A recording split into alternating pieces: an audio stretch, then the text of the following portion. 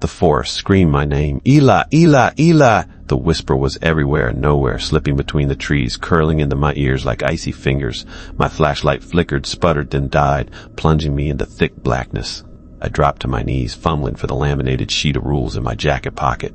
Cold sweat burned my neck. I had to remember, had to follow them or it would find me. Rule 1, never respond, even if it sounds like you. Rule 2, do not move toward the voice under any circumstance. Rule 3, keep your eyes on your surroundings, not the sound. Rule 4, do not speak aloud. Rule 5, mark your path with reflective tape or chalk. Rule 6, SM Huged, unreadable. Rule 7, if you feel cold hands, freeze immediately and don't struggle. Rule 8. Escape must be attempted only at exactly 3:33 a.m. The whispers twisted, mocking. My pulse hammered in my ears. I thought I saw a shadow just past the tree line. It moved wrong, too fast, like it skipped the space between branches. I shouldn't look. But instinct dragged my gaze, and I caught the glint of a face, or what used to be a face, staring back at me with hollow black eyes. It smiled. Rule 1 screamed in my mind, but terror pressed me forward. My hands trembled as I ripped open the small backpack I carried. Flashlight batteries. Check! Compass.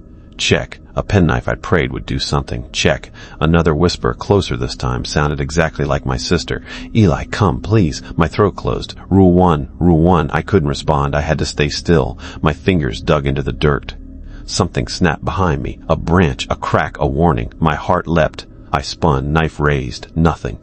Only shadows that breathed and crept like living smoke. Then I heard it, a laughter too high-pitched to be human, layered with my own voice echoing back at me. A decision. Move or freeze and risk letting it get a hold of me. I chose movement. Wrong choice. Branches tore at my jacket as I ran blindly, lungs burning, ears ringing with whispers chanting my name. The forest bent around me, impossible shapes forming in the dim moonlight. The air reeked of damp earth and decay, a smell that clawed at memory. I tripped over roots, skidding to a stop, and then I saw it, etched into a tree, glowing faintly white in the black. The rules.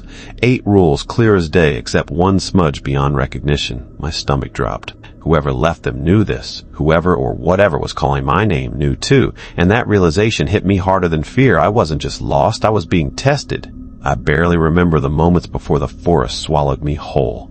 1 second I was tracing the boundary markers near the old logging trail. The next I was fleeing, a whisper that sounded like my own voice. Debt, my sister's face, the overdue rent, it all blurred into a single frantic heartbeat.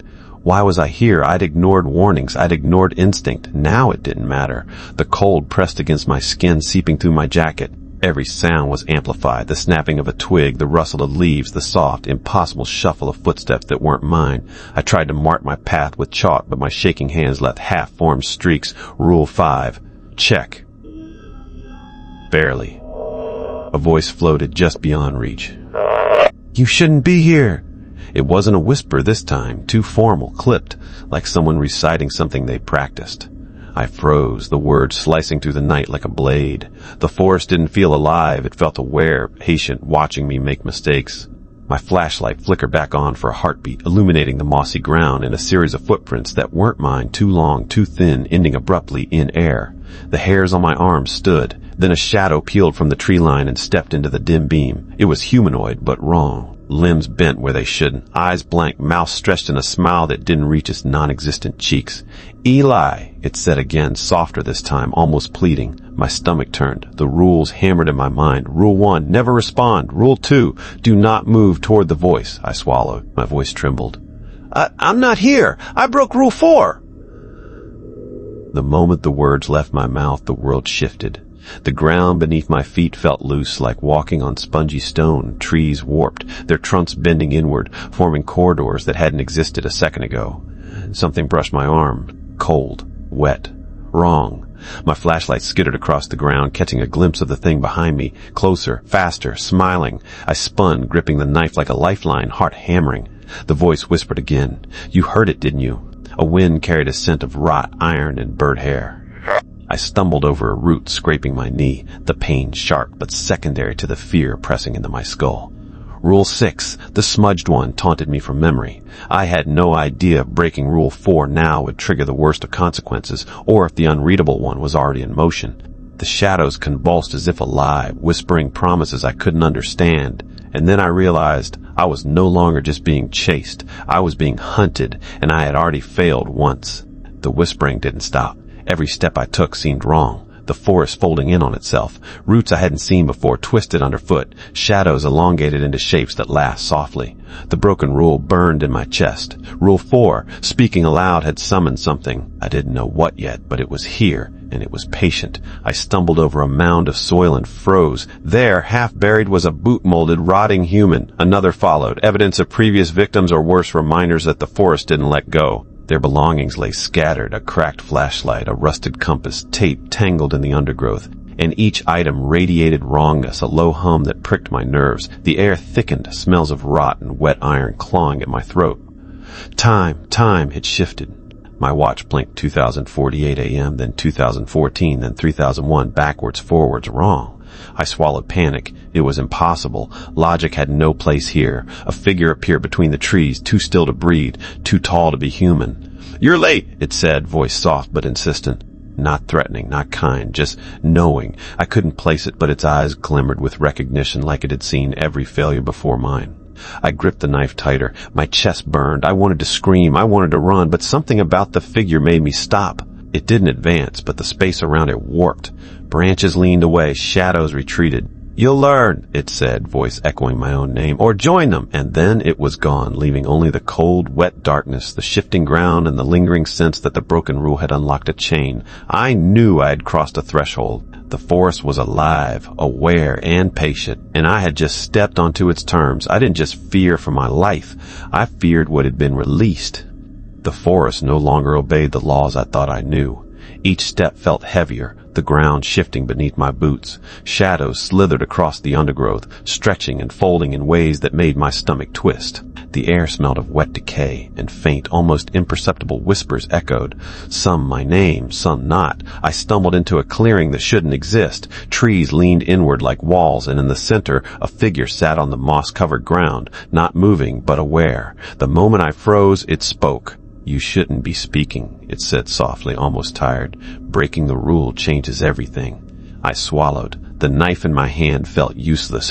What are you?" I asked. "Call me Thomas. I've been here longer than anyone should." His eyes were hollow, but his expression sharp with knowledge. "You don't understand the forest. It doesn't just respond. It remembers, it punishes, and it feeds." I took a cautious step back. Feeds on what? Fear. Desperation, broken rules, every failure adds to it. Every scream, every wrong step, every name called aloud, it grows stronger. He gestured to the clearing. "These aren't just shadows, they're echoes of those who came before. Some trapped, some changed." My flashlight flickered, revealing the faint shapes of contorted figures crouched just beyond the tree line. They didn't move like living beings, more like residual impressions, but their eyes, God, their eyes followed me. "But you won't know it until you cross the line." A sudden whisper hissed directly into my ear. "Eli, come back!" I froze. Another rule broken, another consequence in motion. My chest tightened. The forest wasn't just testing me, it was shaping me into its next victim. And Thomas, he wasn't here to save me. He was here to warn me, too late. The forest had become a maze of impossibilities. Every direction looked the same, yet I knew the layout kept changing beneath my feet. My flashlight caught glimpses of figures moving impossibly fast, sometimes ahead of me, sometimes behind, as though the trees themselves had rearranged overnight. I tried to mark my path with tape, but when I looked back, the markers had shifted or disappeared. Rule 5? Useless. I swallowed the lump in my throat and whispered, almost by accident, What is this place? Rule 4. Broken again. Immediately, the air thickened, pressing against my lungs. Shadows condensed, writhing at the edges of my vision, whispering promises of safety if I stepped closer. Thomas appeared beside me, almost silently, leaning against a warped tree. "Every rule is being tested," he said. "You've already broken 4. "Soon you'll have to choose. Break one to avoid breaking another, and each choice carries a price." I shook my head. "But the smudge rule, I don't even know what it says." "Exactly," he said, "and that's why it's the most dangerous. That one determines whether you survive or join them." He gestured to the shadows. "Those are not ghosts. Not exactly. They were like you once, alive, smart, careful, until the rules caught them." A chilling wind whipped around us, carrying voices layered with our own. "Eli, come back," I shivered. My knife felt heavier. My skin crawled as hands, cold, wet, wrong brushed past me without contact. Time seemed fractured. My watch blinked 1006 a.m., then 35:09 a.m., then 2033 a.m. Nothing made sense. I realized with rising panic that the forest was a threshold between dimensions. The entities weren't bound by our reality. They existed in the in-between, feeding on fear and broken rules. And now, because of my missteps, I'd drawn its attention in a way that couldn't be ignored. Thomas's eyes darkened. You'll have to force your way through. Break one rule to avoid breaking another, but remember, each violation awakens something worse. In the smudged rule, his voice faltered. It's the one that decides whether you can escape or whether the forest claims you permanently. I swallowed hard, my fingers tightening around the knife. Somewhere beyond the trees, the whispering had become laughter. Familiar, human, and yet grotesquely wrong. The forest wasn't just alive. It was patient, cunning, and hungry. I had no choice. To survive, I had to play by rules I barely understood and break ones I couldn't avoid. The forest had become a pressure cooker. Every shadow, every whisper, every wrong-footed step amplified the stakes. The rules I clutched in my pocket felt like brittle bones in my hand, fragile against the weight of what I was facing. Rule 3, keep your eyes on your surroundings, clashed with Rule 1, never respond. But now, looking away meant inviting the wrong things closer. I had to choose. A low, wet scrape echoed through the trees. I froze. My breath came out in ragged clouds. The entities moved faster than they should, slipping between dimensions as if reality were a thin veil. Shapes emerged, twisted forms of previous victims, limbs bent at impossible angles, faces stretched into silent screams. One reached toward me, hand wet and cold as though it had passed through water, not air. Rule 7, freeze immediately if touched. I did, and it passed, leaving a numb terror behind. Thomas appeared again, whispering urgently, "You're breaking 2 rules at once. You must prioritize." The smudged one, that's the hinge, the key to survival. What is it? I demanded. I don't know. No one does. It's obscured for a reason. You'll find out, but only if you survive what's coming. A gust of wind carried voices, my own distorted, calling out from nowhere. Time fractured again. My watch blinked 3033 a.m., then 3015, then 3059. The entities multiplied, moving in impossible ways. They weren't hunting blindly. They anticipated. They mirrored my fear. Every choice I made, every rule I bent or ignored, fed them. I saw a figure crouched by a fallen tree. Its eyes were my own, but hollow. It lifted its hand, beckoning. I realized with horror that this was a previous version of me, a looped echo from some failed timeline. Rule 6, the smudged one. I could feel it like a pulse vibrating in my gut. Whatever it said, it had the power to undo or trap. I had to act. I chose to break one rule to save myself from breaking another, forcing my steps forward as the air thickened and the shadows twisted like living smoke. Each choice reverberated, sending shudders through the forest, waking the wrong things and marking me further. And yet, the smudged rule whispered in my mind, tantalizing, terrifying. One rule remained unseen, and it alone could mean the difference between escape and joining the forest forever. I was learning, painfully, that survival here demanded not just courage, but cleverness, deception, and an understanding of rules that weren't fully written. I stopped moving. The forest pressed in from all sides, shadows bending impossibly around me. The whispering had stopped, then returned, layered, fractured, as if hundreds of voices were speaking my name at once. That's when I saw her. A figure crouched atop a moss-covered log. Her hair hung in wet strands, her uniform tattered, but it was the eyes that froze me hollow, yet somehow knowing everything I'd done. "Eli," she said, voice a broken echo of mine, "you think the rules protect you?" "They don't." She rose slowly, limbs bending at angles that shouldn't exist, each movement a silent scream. The realization hit me. The rules weren't safeguards. They were tests, traps. Every previous victim I'd glimpsed, the hollow figures, the echoes, they had failed. The forest fed not just on fear, but on choices, on desperation. The rules measured them, and the ones who failed remained. Thomas's warning echoed in my mind. The smudge rule is the hinge, and now I understood why. Whatever it said, it controlled the outcome of every other rule. Breaking or following any rule without knowing it was a gamble with eternal consequences. A deep vibration rolled through the earth. The trees themselves seemed to pulse. The air shimmered with a heatless, wrong light. I sensed it before I saw it. Something ancient, enormous, older than the forest, older than memory. It was aware, patient, feeding on every broken rule, every flicker of fear. The transformed figure, she stepped closer. Her voice shifted, becoming formal, archaic, wrong. You were chosen. You were always meant to be here. The rules are mine. They decide who leaves and who stays. The whispers intensified, blending with the wind, the branches, the hum of impossibilities. Time fractured again. My watch blinked 3002, then 2059, then 3045. I was caught between moments, between realities, forced to make impossible choices. I realized then the forest, the rules, the entity, they weren't random. Everything here was orchestrated. Every violation, every hesitation, every heartbeat fed it. And the smudged rule was the final key. If I wanted to survive, I had to learn it, and fast. But the ancient force looming in the wrong light made me wonder, could I even survive long enough to try? Time had stopped making sense. My watch blinked 2047 a.m., then 35:09, then 30:33, then 2012. Every shadow seemed to move against the natural flow of light, folding space in impossible ways. My breaths came ragged, echoing in the dense, wet air. And everywhere I looked, eyes followed me, hollow, human-shaped, remnants of those who had failed before. The crouched woman, or what she had become, reappeared. You see them, don't you? She said, her voice like shards of glass. They are all here, all of them, trapped between rules, between moments, between life and this. She gestured to the darkness, which pulsed with a wrong, faint light, revealing faint outlines of contorted figures frozen mid-step, mouths open in silent screams. I shivered.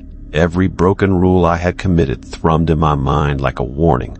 The forest had already begun reshaping me, bending my perception, testing my sanity. The air smelled of iron and rot, heavy and pressing. Each step made my boots sink slightly into the wet earth, as if the forest itself resisted my presence.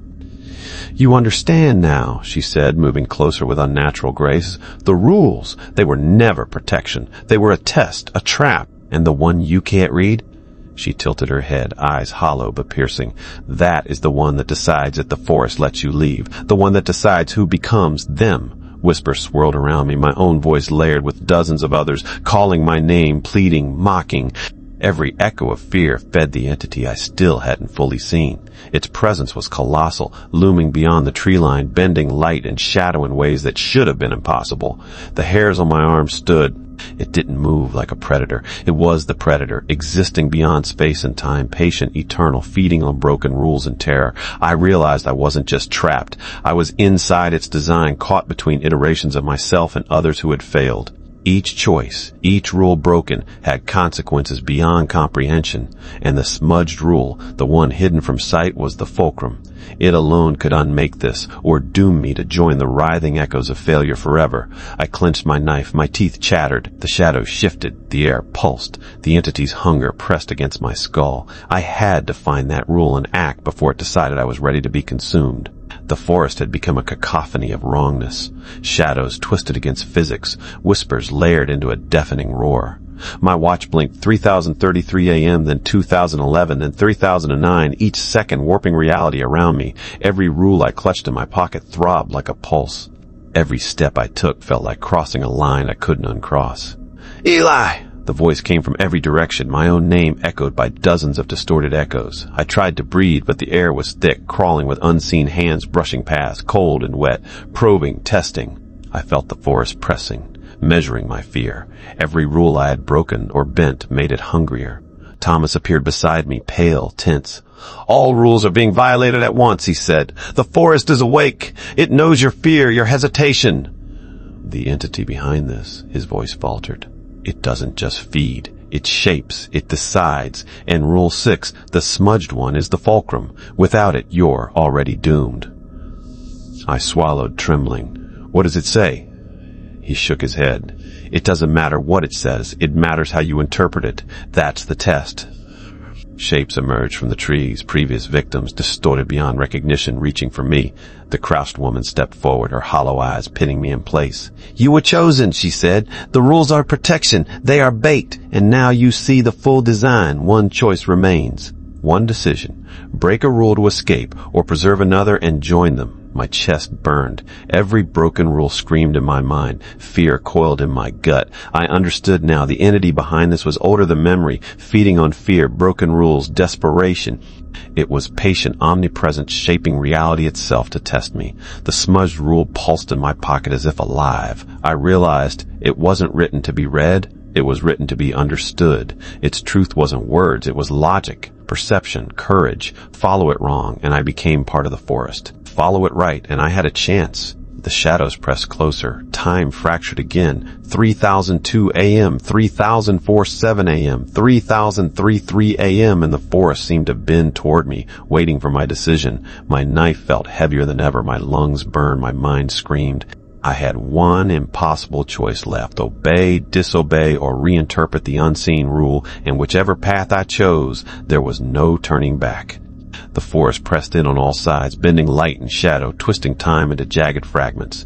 My breaths came in ragged gasps. The echoes of my own name, dozens, hundreds, scratched at my mind. Shapes shifted in the darkness, previous victims, distorted, frozen mid-step, mouths open and silent screams, and at the center, looming impossibly tall and wrong, was the entity. It didn't move like a predator. It was the predator. Its form pulsed, vast and unknowable, folding space and time like clay. Shadows radiated from it, thick and viscous, brushing past me like cold oil. My skin crawled. Fear clawed at my chest. Rule 6, the smudged rule, pulsed in my pocket, thrumming like a heartbeat. I understood now. It wasn't words. It was intention, perception. I had to think the rule, embody it, act through it, or become part of the forest forever. Choose, the crouched woman whispered, hollow eyes boring into mine. Every rule you've broken, every hesitation, every fear feeds it. One step wrong and you're trapped. I glanced at the others, the echoes of myself, Thomas, the countless distorted figures. Each had failed where I might succeed. I clenched my knife not as a weapon but as a focus. I had to commit fully. My mind raced, aligning the rules in logic, intent, and timing. I realized the smudged rule required sacrifice, but also deception. A choice to break one rule to preserve another, to trick the forest into accepting me as something it could not consume. The whispers crescendoed. The forest pulsed around me. Time fractured again, 30,033 a.m., then 3001, then 2005-9. The entity reached toward me, not with hands, but with inevitability itself, bending my perception, crushing my will. I acted. I stepped forward, voice silent, hands trembling, and followed the logic of the smudged rule. I marked my path exactly as required, froze exactly when the cold hands brushed my arm, advanced when I wasn't supposed to, obeyed the hidden rule's intention without needing to read it. Forest recoiled. Shadows shrieked. The entity pulsed, quivered, then collapsed inward, leaving a void of silence. Time shivered and corrected itself. The echoes of victims vanished, leaving only the rustle of leaves and the damp, earthy smell of reality restore. I stumbled forward into a small clearing I recognized. The old logging trail. Thomas and the crouched woman were gone. My watch blinked. 3030 a.m. The rules had ended. I was alive, but the forest wasn't gone. I could feel it, patient, lurking beyond sight, waiting, learning, feeding. The whispers lingered, faint, almost imperceptible. My name. I took a shaky breath, looking at the laminated sheet in my pocket. 7 rules were intact. 1 remained smudged. I had followed it, not by reading, but by understanding. I had survived. And yet, as I stepped out of the tree line into the moonlit trail, I realized the truth. Survival had changed me. Every shadow, every whisper, every fractured second had left its mark. The forest wasn't finished with me. Somewhere deep inside, I knew, one day, it would call my name again, and I would have to answer.